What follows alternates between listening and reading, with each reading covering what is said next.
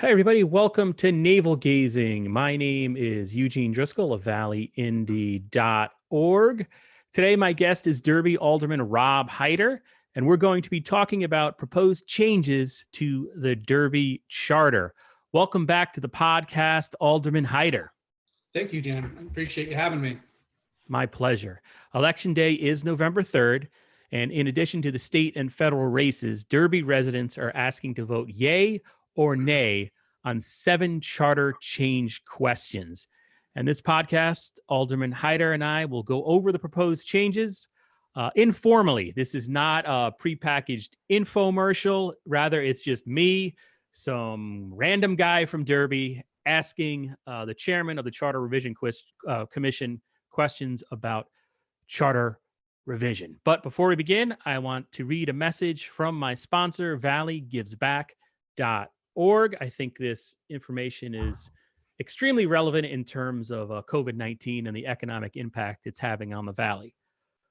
While giving back is always in season, now is a great time to plan your gift. Name a Valley nonprofit in your estate plan and create a legacy that tells future generations what mattered to you.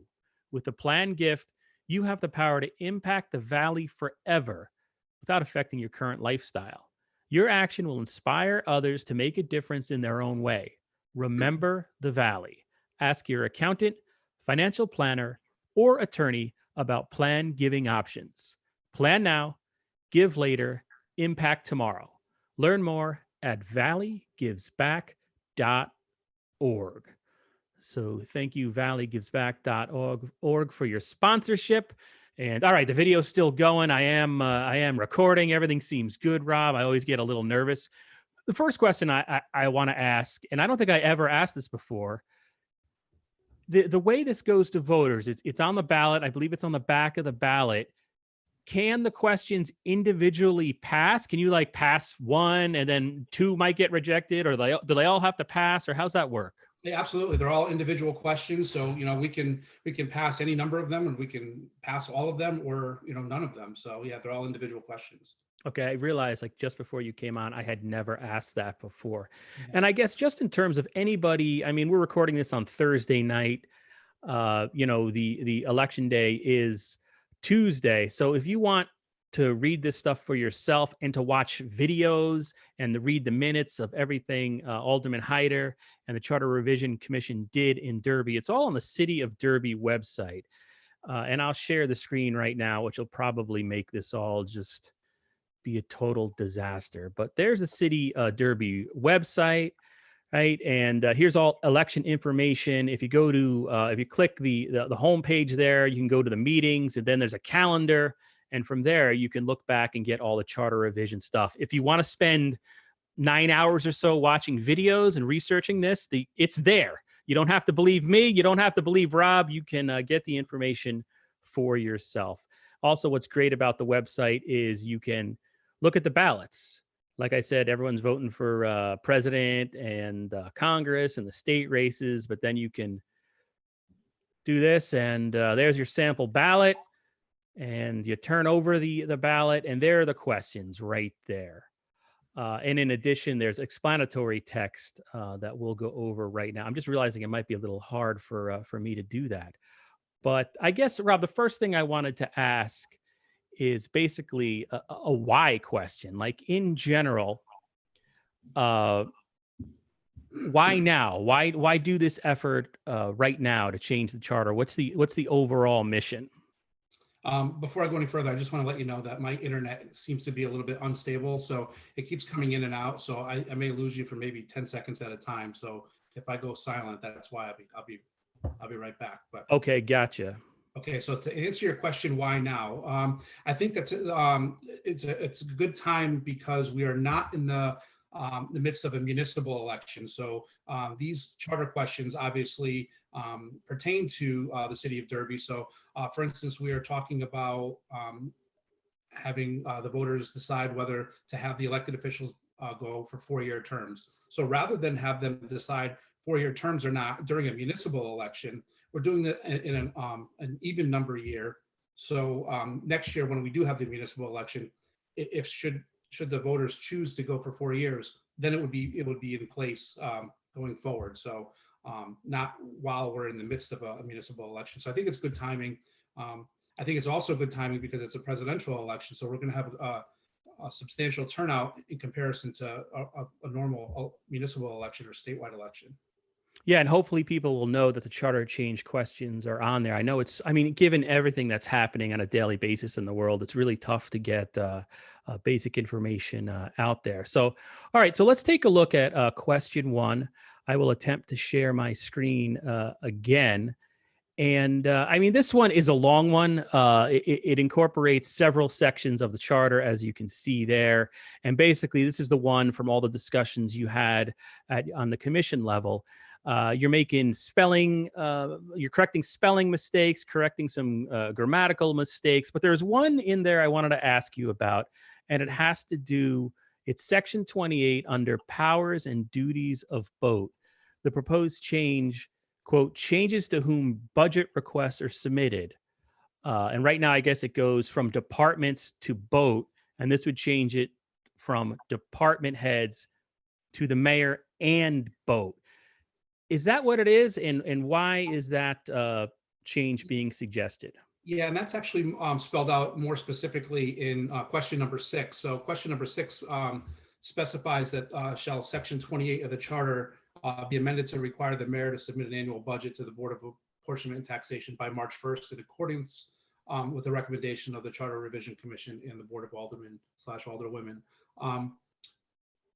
The mayor currently submits his own budget. He does not see the budgets proposed by Parks and Recreation or Public Works or the Board of Education for that matter. So what we are proposing now is that rather than these various commissions and boards submit their budgets directly to the tax board, we're asking them to submit it to the mayor for him to review and for him to maybe make some recommendations, changes before the tax board views it.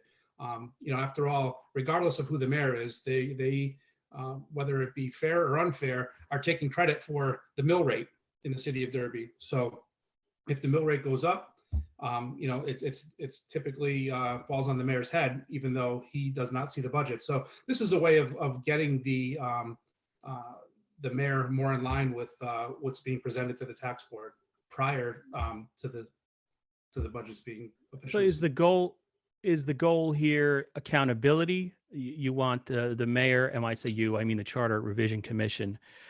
Is the idea to get the mayor more accountable in terms of the financial dealings of the city? Absolutely. Yeah. I mean, again, they're taking credit, whether it's good or bad, for the tax increases or steady tax. So this is actually giving the mayor the opportunity to review the budgets before they're submitted to the tax board. So yeah, I think it's something that it's long overdue, and I think many other cities do this and towns do this as well. And the idea, my observation has been over the years, sometimes in Derby, I was always confused because sometimes a mayor would come out and sort of have a press conference. I was going to say dog and pony show, but I'm so cynical.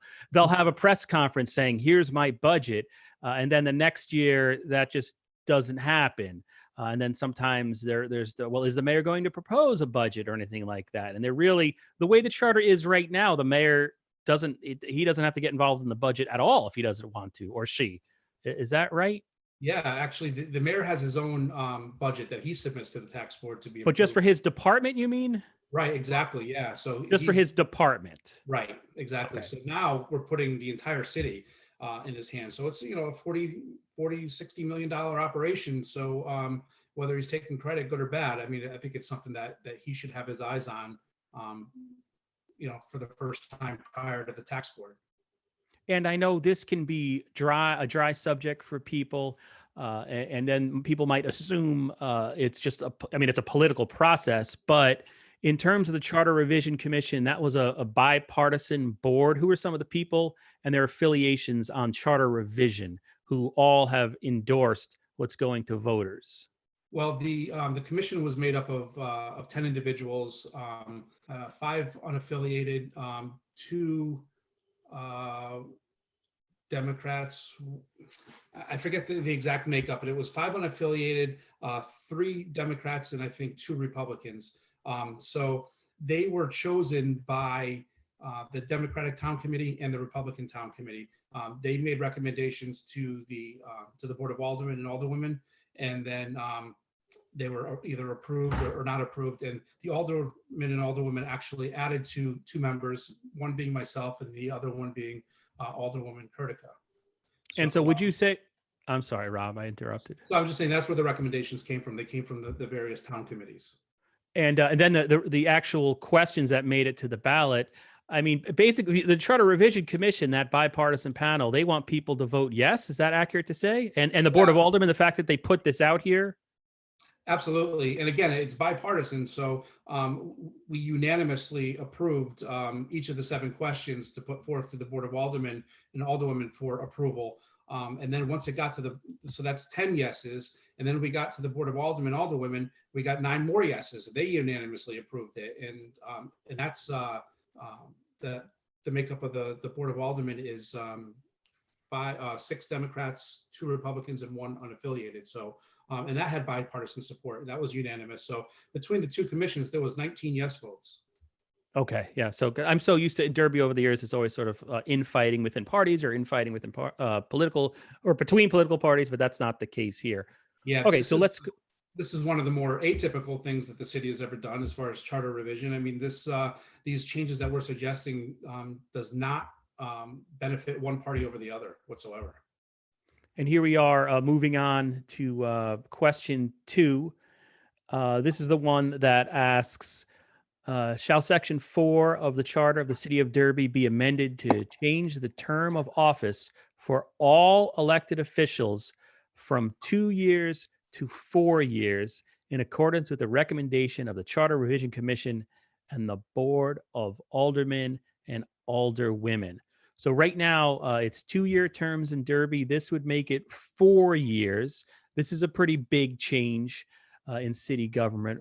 Why does this have the support of the Charter Revision Commission and the Board of Aldermen and Women?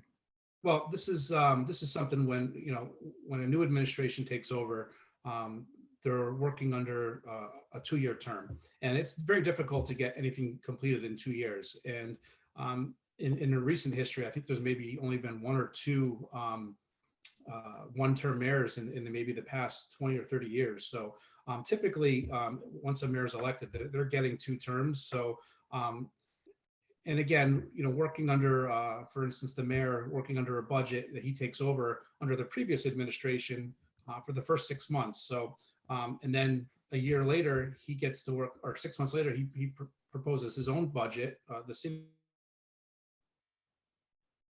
Oh, you cut out, Rob. I lost your audio there, Rob. I'm still on, but you have disappeared. You've gone into the no man's land.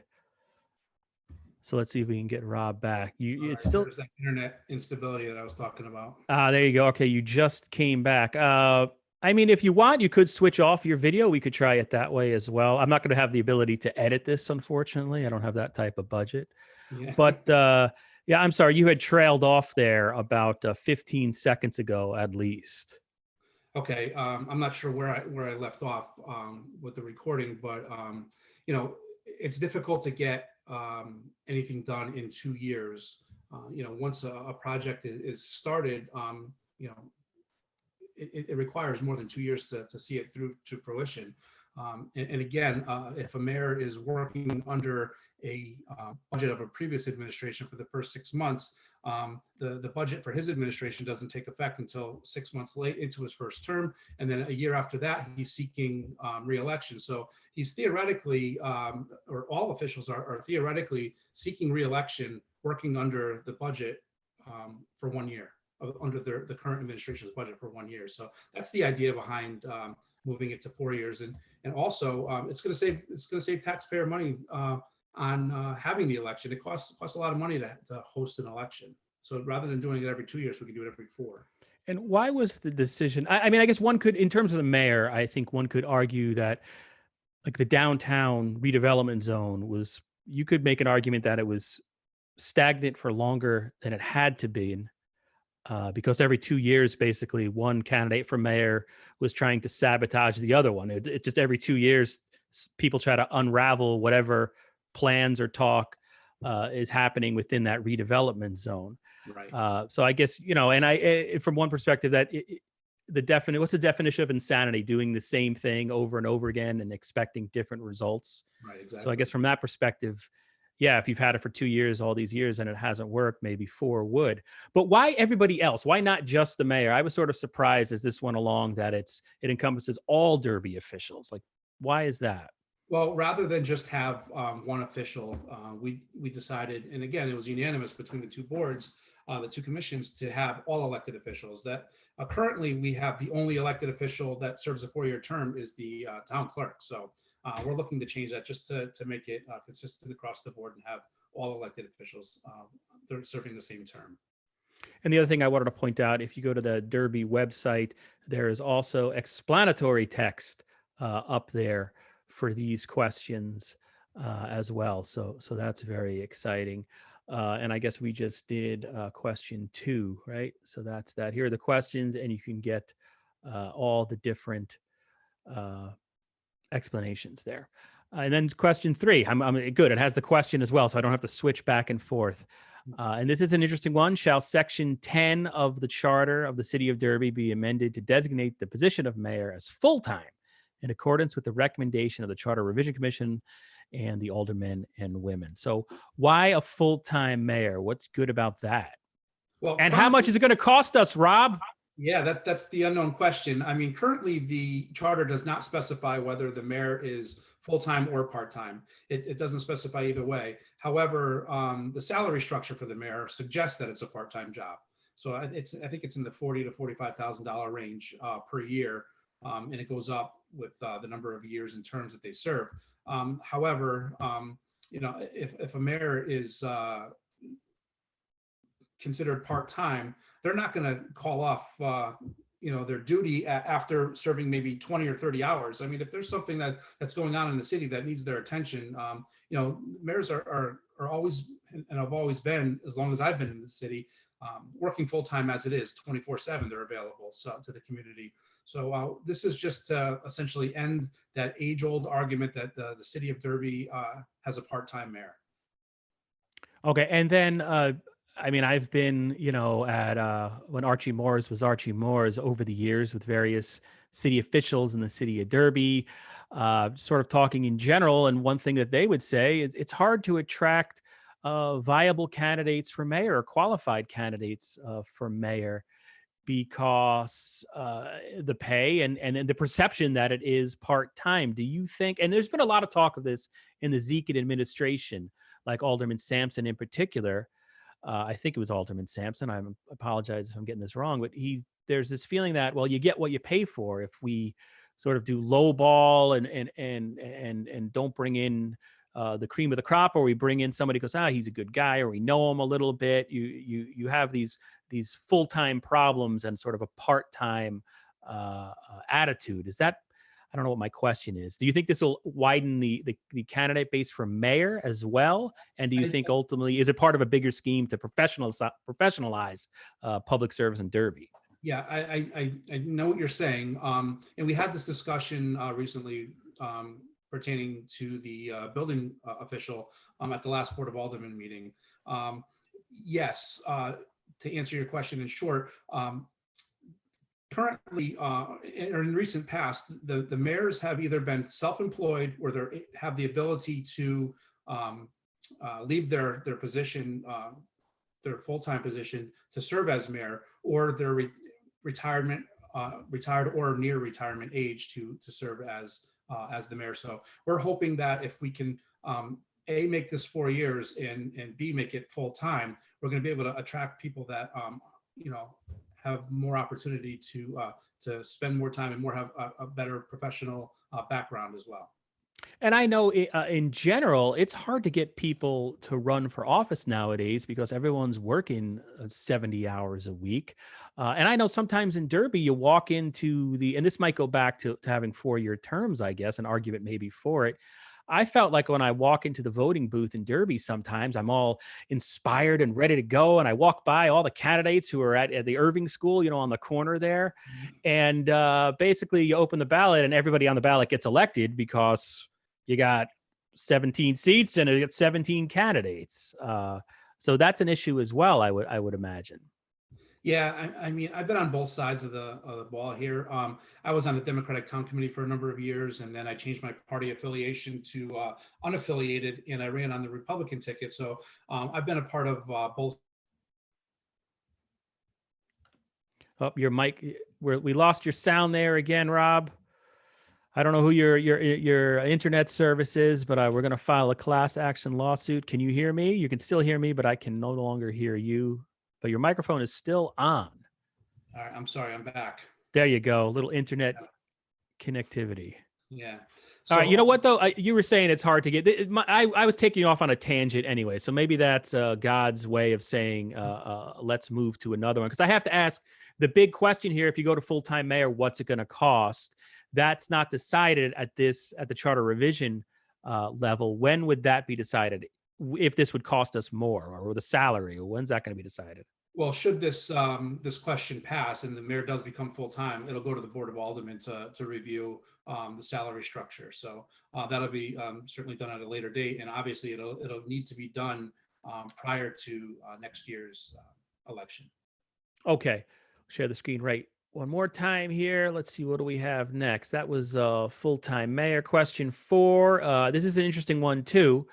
Shall Section 16 of the Charter of the City of Derby be amended to update the duties of the treasurer in accordance with the same ones we've mentioned before? Then the explanatory text. This is sort of an interesting one here. And some letter writers, we've had 3 letters to the editor saying vote no on these. And we've had a letter to the editor from you and the 2 town political party chairmen saying vote yes. But this one says, if approved, the new language will clarify the responsibilities of the treasurer. But what is that? Because it's vague. Currently, the charter is very vague. It doesn't really specify what the duties of the treasurer are. So what this change is essentially making the duties of the treasurer coincide with Connecticut general statutes. So we're not making any changes. We're just going with what the state of Connecticut has suggested the duties of the treasurer be for each municipality. So there's nothing nefarious here. There's nothing underhanded. We're just trying to get in line with Connecticut general statutes. So would it be accurate if in the explanatory text under question 4 there, if it had said, if approved, the new language will clarify the responsibilities of the treasurer so that it matches Connecticut state statute? Is that? I mean, that would be fair. Yeah. I mean, the explanatory text was not completed by the Charter Revision Commission. So yeah, I mean, that's fair to include that. Okay. And then moving on to question 5 here. This is one I've heard. I mean, it's interesting. And this is sort of a political type of observation here, but you hold all these meetings. You guys meet for hours and hours for a series of months. You hold public hearings where you say to people, please tell us what you want to see changed. Do you have any suggestions? And the number of people that come out are small on every level of this thing. And maybe that's the pandemic, maybe because people don't like the Zoom, although I think public participation in government has increased thanks to Zoom and the fact we're all locked at homes.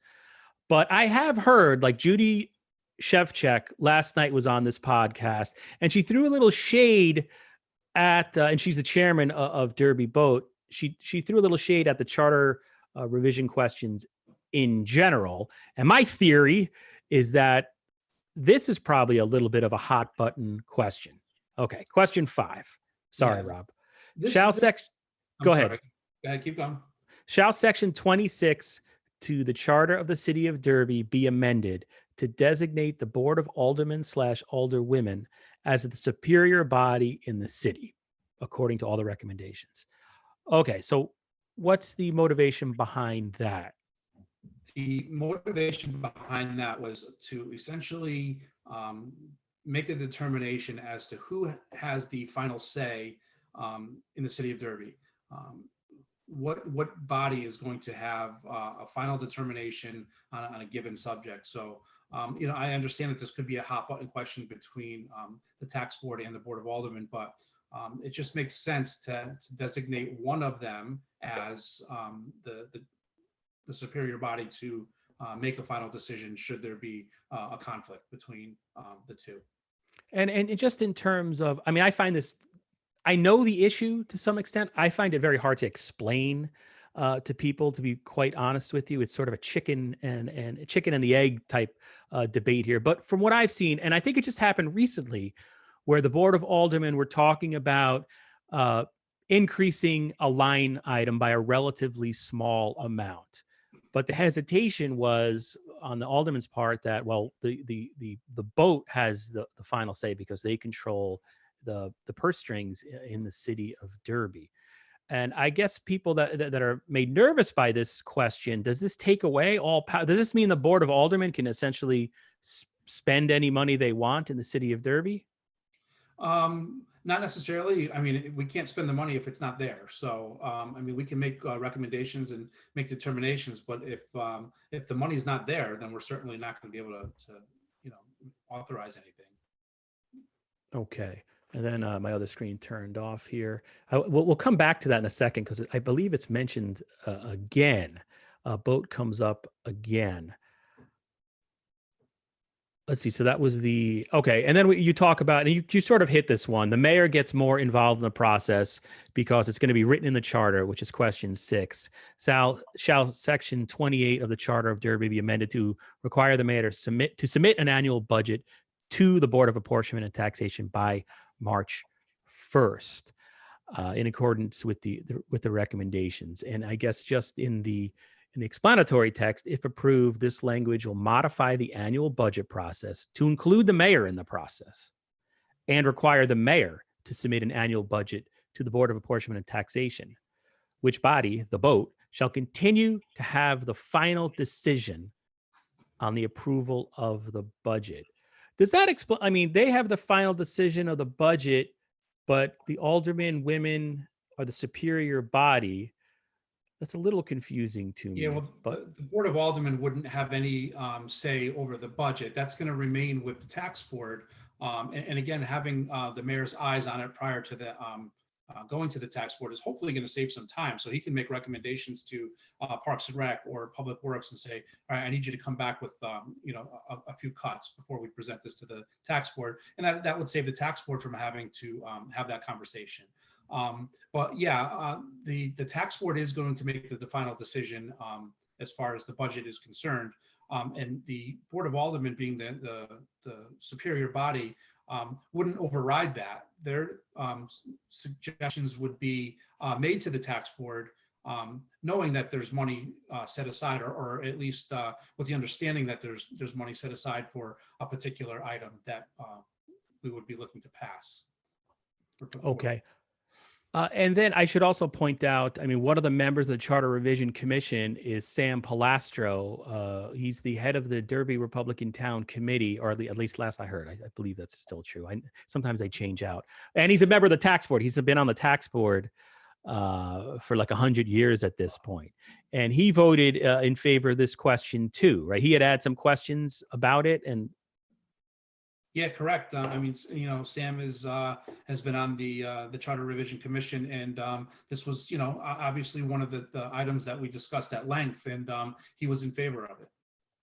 Okay, and the last question, I mean, this sounds relatively minor, but shall Section 55 of the Charter be amended to allow certain members of the Board of Assessment Appeals to designate an alternate to act in their stead in accordance with the recommendation of what's happening there with the Board of Tax Assessment Appeals? People aren't showing up to meetings or something, or? Well, occasionally there's a conflict with schedules. So we have decided that we would like to look at having an alternate for the various members of the assessment appeals. Currently, as it's set up, it's the chair of the tax board, the president of the Board of Aldermen, and the treasurer. The difference between the tax board and the Board of Aldermen versus the treasurer is there's alternates on that board. So there's 10 tax board members and there's 9 aldermen. So if the president is unable to fulfill those duties on a given night, then we can designate one of the other 8 aldermen. And if a tax board chair is unable to fulfill those requirements on any given night, there's 9 other alternates that they can choose from. However, the treasurer is a single position, so we did not include them as an alternate because he could or she could essentially appoint anybody to sit in their seat. So there is really no alternate for the treasurer. So that's why we're not looking to add an alternate for the treasurer position. Okay, that is a very inside baseball question. I got to admit, I'm not sure if I'm following all that, but that's charter revision. I mean, I should go back and do some more research. But I guess, what do you think now, Rob? Because there is some grumbling in the community. I mean, and it must be so hard to get the word out about something like this. Where do you think the vote's going to go? And is there anything you want to say to people before November 3rd? And again, it's not like this is, I remember the last charter revision, there was one question on there that would take away the need to vote, unanimous vote from the Board of Aldermen on dual office holding. And that one was a little like, well, it was the aldermen benefiting themselves to some extent, one could possibly assume. But this one doesn't, it was these meetings they were what they were. They just it went through the process. So what do you want to say to people?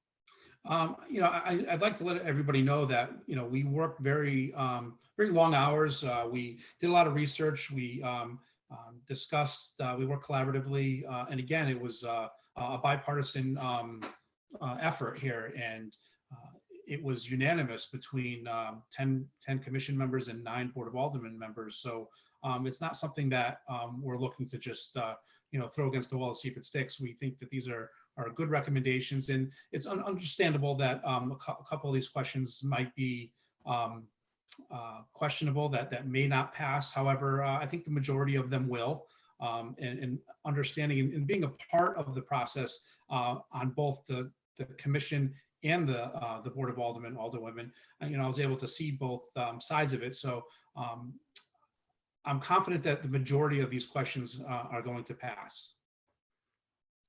Okay, that's interesting to hear. So, and then from what I understand, this process may start up again after November 3rd at some point. Yeah, because we got a late start due to COVID, and the commission was put together in January or February, and then COVID struck in March. So we didn't actually start meeting until May. And there's a number of items that were brought to us that we had to table until the next cycle because we didn't have enough time to do the research and give it the amount of time that it deserves to discuss and to research to make a decision. So we are going to ask the Board of Aldermen to reappoint this Charter Revision Commission and begin the process again and tackle some of those tougher issues, knowing that we'll have more time in the next cycle. All right, sir. I mean, as a Derby resident, I want to thank you for your public service. It's a thankless job. Being on a Charter Revision Commission definitely isn't easy. So thank you very much, and thank you for coming on and agreeing to do this again. Of course, no problem. I appreciate the opportunity. All right, everybody. This is Eugene Driscoll on behalf of Alderman Rob Hyder of Derby. November 3rd is Election Day. Go to valleyindy.org. I've got all sorts of links up there to find out if you're registered, to find out what your polling location is. If you haven't handed in your absentee ballot at this point, don't mail it. Walk to Derby City Hall, put it right in the drop box outside City Hall on the Minerva Street side. So that's that. Thanks a lot, Rob. All right. Have a great night.